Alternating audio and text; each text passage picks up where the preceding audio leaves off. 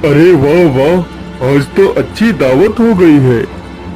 शेर राजा के बेटे को उठाकर ले आता है और उसे अपना आहार बना लेता है।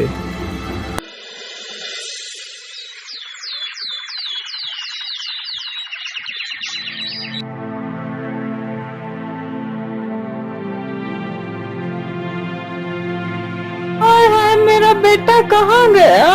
मेरे बेटे को कोई चुरा कर ले गया है। महाराज, मेरे बेटे को ढूंढ लाइए, नहीं तो मैं भी अपने प्राण त्याग दूंगी। लेकिन महारानी जी, आखिर इस महल से बच्चे को कोई चुराकर कैसे ले जा सकता है? महाराज, मैं कुछ नहीं जानती, बस मुझे मेरा बच्चा लौटा दीजिए। ठीक है महारानी जी, आप शांत हो जाइए। सैनिकों, तुम लोगों के रहते हुए हमारा बच्चा गायब कैसे हो गया? जाओ और मेरे बच्चे को ढूंढ कर लाओ, नहीं तो तुम सबको फांसी पर चढ़ा दूंगा। फिर सारे सैनिक राज्य में घूम घूम कर सभी से पूछने लगते हैं। अरे घनश्याम भाई, राजा साहब का बच्चा तो कहीं नहीं मिला है।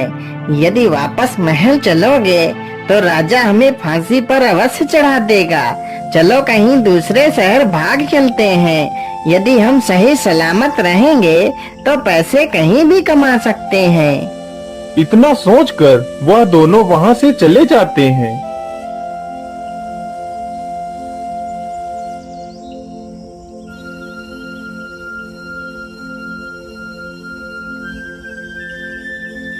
बाबा, आंखें खोलिए बाबा, हमारी मदद करिए बाबा। क्या बात है बेटा, कौन हो तुम और तुम्हें क्या मदद चाहिए? बाबा, मेरा नाम उन्नति राम है और मैं एक व्यापारी हूँ और यह मेरी पत्नी है। बाबा, मुझे ईश्वर ने सब कुछ दिया है, बस एक औलाद की ही कमी है। बाबा, आप ही मुझे कोई उपाय बता दीजिए जिससे मुझे संतान की प्राप्ति हो जाए। बेटा, उपाय तो है, लेकिन उपाय बहुत ही कठिन है। इसमें तुम्हारा बहुत नुकसान भी हो सकता है। बताइए बाबा, वह उपाय क्या है? मैं पुत्र प्राप्ति के लिए कोई भी नुकसान उठा सकता हूँ। तो सुनो बेटा, कल पूर्णमासी है। यदि तुम सूर्योदय से लेकर सूर्यास्त तक दान करो तो तुम्हें पुत्र की प्राप्ति अवश्य होगी।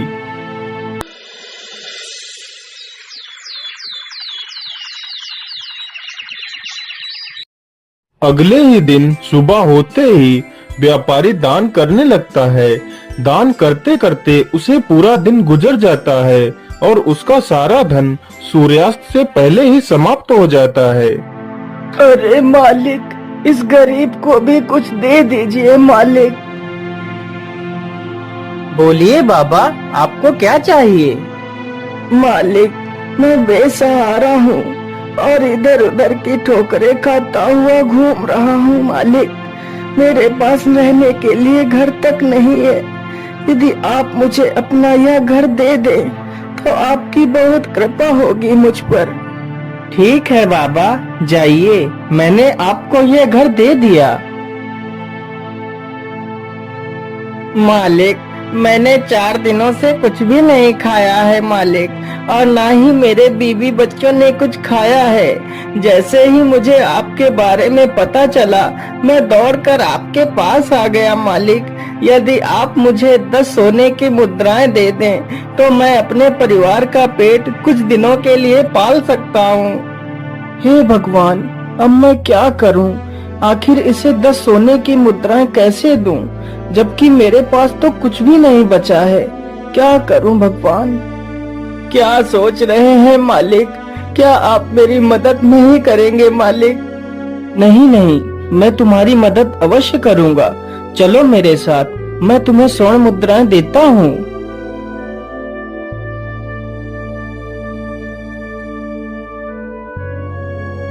फिर उन्नति राम एक सेठ के पास जाता है। सेठ जी, मुझे 10 स्वर्ण मुद्राएं दे दीजिए, मैं आपको ये मुद्राएं कल तक लौटा दूंगा।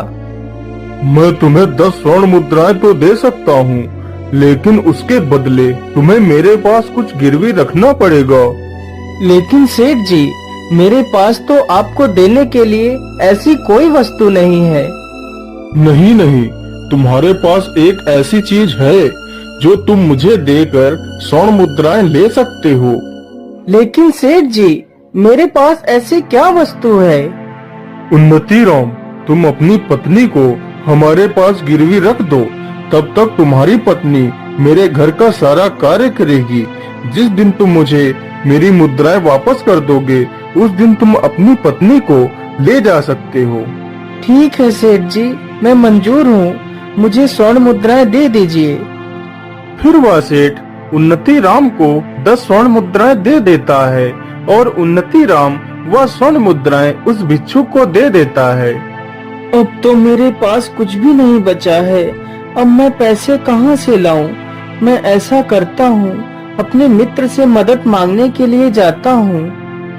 फिर वह मदद मांगने के लिए अपने मित्र के पास जाता है।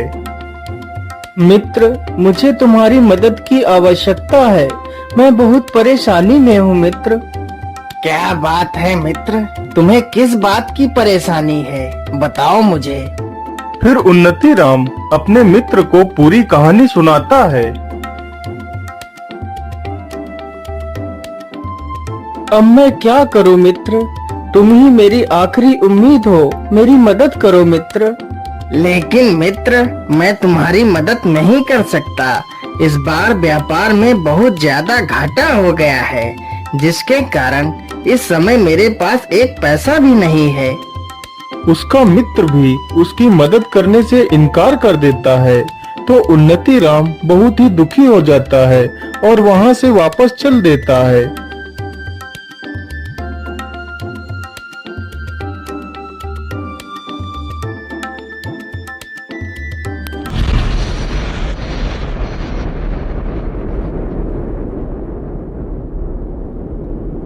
मुझे लगता है बहुत जोर का तूफान आने वाला है। हे भगवान, यह तो बहुत जोर की बारिश आ गई, अब क्या करूं? चलो इसी पेड़ के नीचे बैठ जाता हूं, कुछ तो इस बारिश से बच पाऊंगा। उन्नति राम पूरी रात उसी पेड़ के नीचे बैठा रहता है।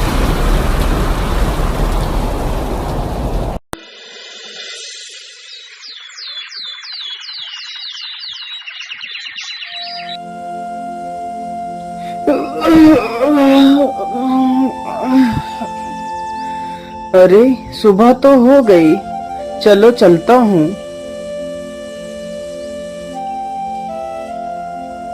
उन्नति राम चलते चलते बहुत थक जाता है और उसे बहुत जोर की प्यास भी लगती है। अरे मैं तो चलते चलते बहुत थक गया हूँ और मुझे बहुत जोर की प्यास भी लगी है। मुझे लगता है वहाँ पर कोई कुआं है, चलो चलकर देखता हूँ। उन्नति राम कुएं के पास जाता है। उसी कुएं में रात के भयानक तूफान में फंसकर एक शेर और एक बंदर तथा सर्प और एक सोनार उसी कुएं में गिर जाते हैं। उन्नति राम जैसे ही अपना घड़ा डालता है, तभी शेर रस्सी को पकड़ लेता है। कौन है? कुएं के अंदर कौन है? किसने मेरे घड़े को पकड़ लिया है? छोड़ दो मेरा घड़ा। अरे मुसाफिर, मैं एक शेर हूँ। मैं रात के तूफान में इस कुएं में गिर गया था। यदि तुम मुझे बाहर निकाल लो तो तुम मुझसे जो भी मांगोगे मैं तुम्हें दे दूंगा। अरे नहीं नहीं शेर भाई, मैं तुम्हें बाहर नहीं निकाल सकता। कहीं तुम बाहर आकर मुझे खा गए तो? नहीं नहीं मुसाफिर, मैं तुम्हें खाऊंगा नहीं। कृपया कर मुझे इस कुएं से बाहर निकाल लीजिए। फिर उन्नति राम उस शेर को बाहर निकाल लेता है। हे मुसाफिर, मेरी जान बचाने के लिए मैं तुम्हारा बहुत बहुत धन्यवाद करता हूँ। मैं यहीं पास की गुफा में ही रहता हूँ। यदि तुम्हें कभी भी किसी प्रकार की मदद की आवश्यकता हो तो मेरे पास अवश्य आना। इतना कहकर शेर वहाँ से चला जाता है। उन्नति राम फिर से अपना पानी का घड़ा कुएं में लटकाता है, तो इस बार सर्प रस्सी को पकड़ लेता है। अरे अरे, कौन है कुएं के अंदर जिसने मेरा फिर से घड़ा पकड़ लिया है? हे मुसाफिर, मैं एक सर्प हूँ और मैं इस कुएं में आज रात को गिर गया था। कृपा कर मुझे इस कुएं से बाहर निकाल लीजिए। तुम मुझसे जो भी कहोगे मैं वही करूँगा। फिर उन्नति राम उस सर्प को भी कुएं से बाहर निकाल लेता है। हे नेक दिल इंसान, तुमने मेरी जान बचाई है, इसलिए तुम मुझे कभी भी कहीं भी मदद के लिए पुकारना तो मैं दौड़ा चला आऊंगा। इतना कहकर वह सर्प भी वहां से चला जाता है।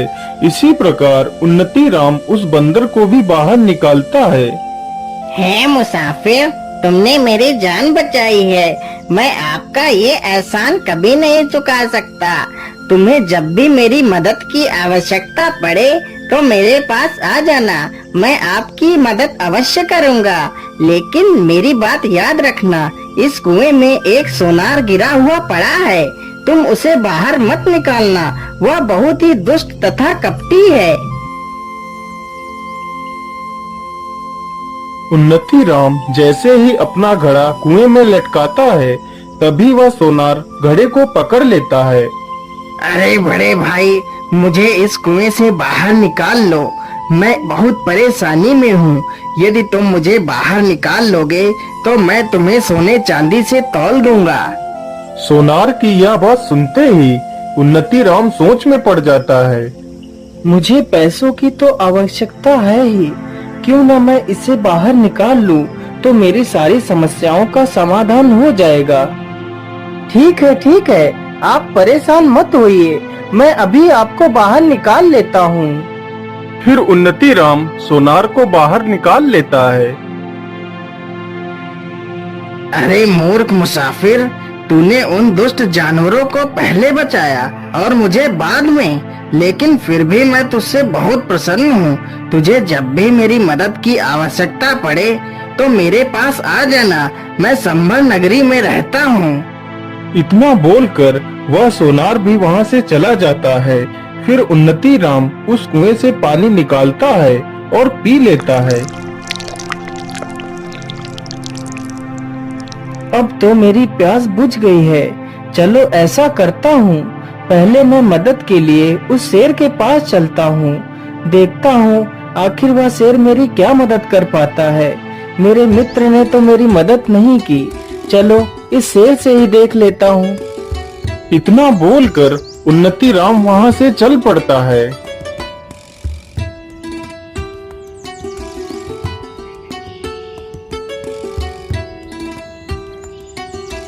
आइए मुसाफिर, तुम्हारा स्वागत है। बोलिए, तुम्हारा यहाँ आना कैसे हुआ?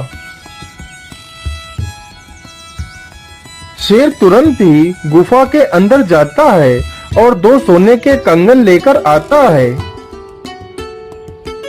ये लो मुसाफिर, मेरे पास इतना ही है, लेकिन इतने में ही तुम्हारा काम हो जाएगा।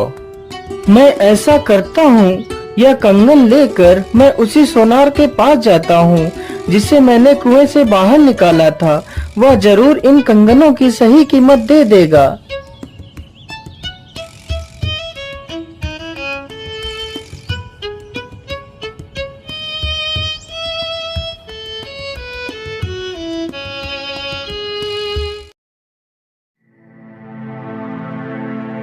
अरे बोलिए भाई, तुम्हारा यहाँ आना कैसे हुआ? अरे भाई, मैं ये कंगन बेचने के लिए आया हूँ। फिर वह सोनार उन कंगनों को ध्यान से देखता है। अरे ये कंगन तो राजा के पुत्र के हैं, जो पुत्र कुछ दिन पहले ही चोरी हो गया था। तो इसका मतलब राजकुमार को तुमने ही चुराया है। नहीं सोनार भाई, मैं चोर नहीं हूँ। यह कंगन तो मुझे उस शेर ने दिए हैं जिसकी मैंने कुएं से जान बचाई थी। तुम झूठ बोल रहे हो। चलो राजा के पास, वहीं पर फैसला होगा।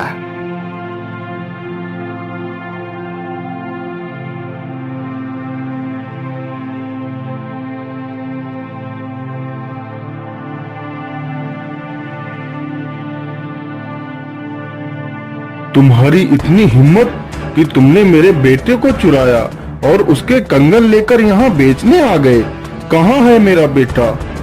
महाराज, मैंने आपके बेटे को नहीं चुराया। ये कंगन तो मुझे एक शेर ने दिए थे। सैनिकों, यह ऐसे सच नहीं बोलेगा, इसे कारागार में डाल दिया जाए। सैनिक तुरंत ही उन्नति राम को जेल में बंद कर देते हैं।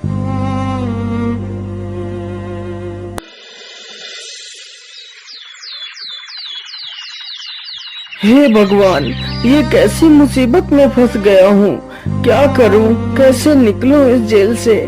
मैं ऐसा करता हूँ, अपने मित्र सर्प को बुलाता हूँ। जैसे ही वह उस सर्प का स्मरण करता है, तभी वहाँ पर वह सर्प आ जाता है।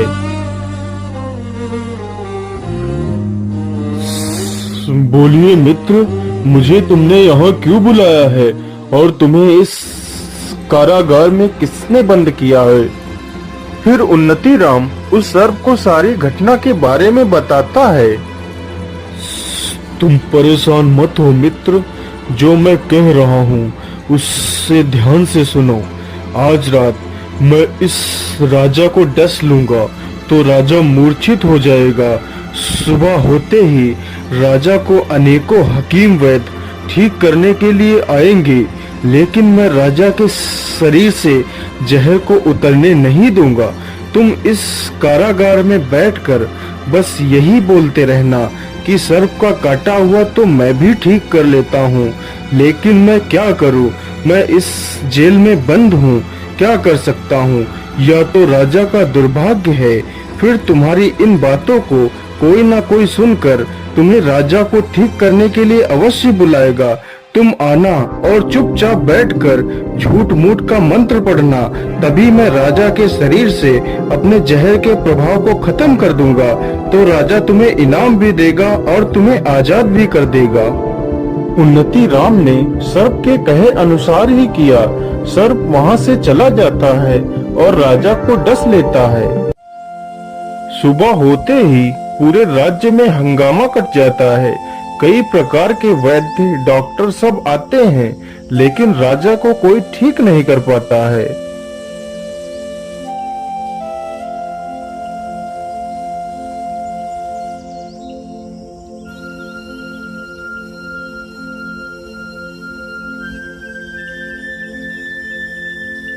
क्या बताऊं, मुझे तो राजा ने इस काल कोठरी में बंद कर रखा है।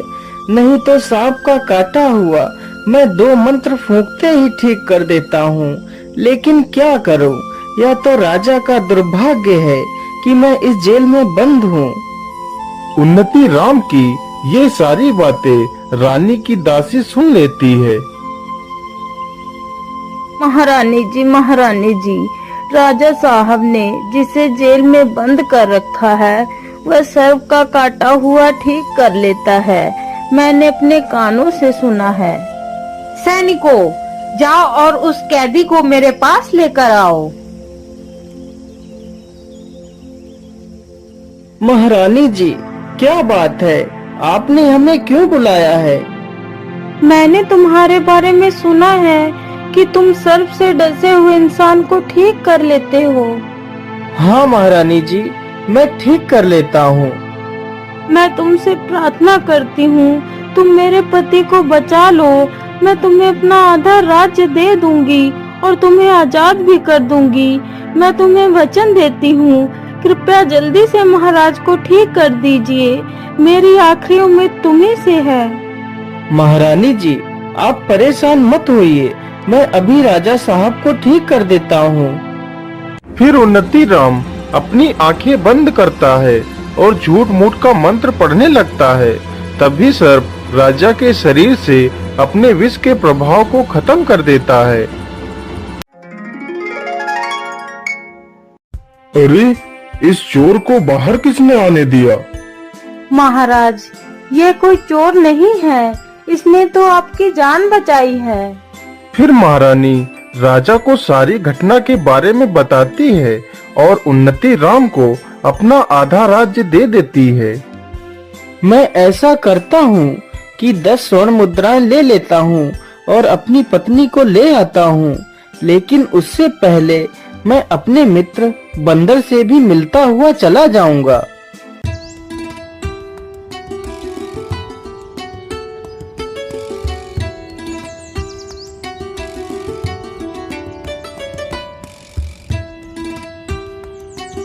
आइए मित्र, तुम्हारा स्वागत है। बड़े दिनों के बाद आए हो मित्र। मैं तो तुम्हारी ही प्रतीक्षा कर रहा था। बोलो मित्र, तुम्हें क्या चाहिए? मित्र, मुझे कुछ नहीं चाहिए, बस मेरा मन किया तो मैं तुमसे मिलने चला आया। अरे मित्र, तुमने मेरा जीवन बचाया था, इसलिए मैं तुमसे बहुत खुश हूँ और मैं तुम्हें कुछ देना भी चाहता हूँ।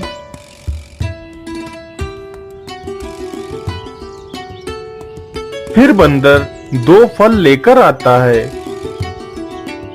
ये लो मित्र, ये इच्छा पूर्ति फल है जो मुझे भगवान शिव ने दिए थे।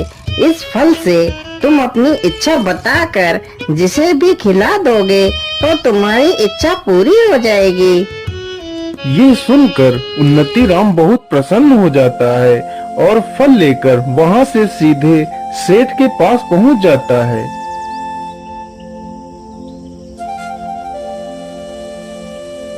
ये लीजिए सेठ जी अपनी 10 स्वर्ण मुद्राएं। हे इच्छा पूर्ति फल, तुम इस सेठ को एक मुर्गी बना दो। सेठ जी, आज मैं अपनी पत्नी को वापस पाकर बहुत खुश हूँ और इसी खुशी में मैं आपका मुंह मीठा कराना चाहता हूँ। ये लीजिए फल खाइए। हाँ हाँ, क्यों नहीं, लाइए मुझे फल दीजिए। सेठ जैसे ही वह फल खाता है वह एक मुर्गी बन जाता है। हे इच्छा पूर्ति फल, मुझे मेरी पत्नी से एक सुंदर सा पुत्र चाहिए। ये लो चंद्रप्रभा, तुम इस फल को खा लो। जैसे ही चंद्रप्रभा उस इच्छा पूर्ति फल को खाती है,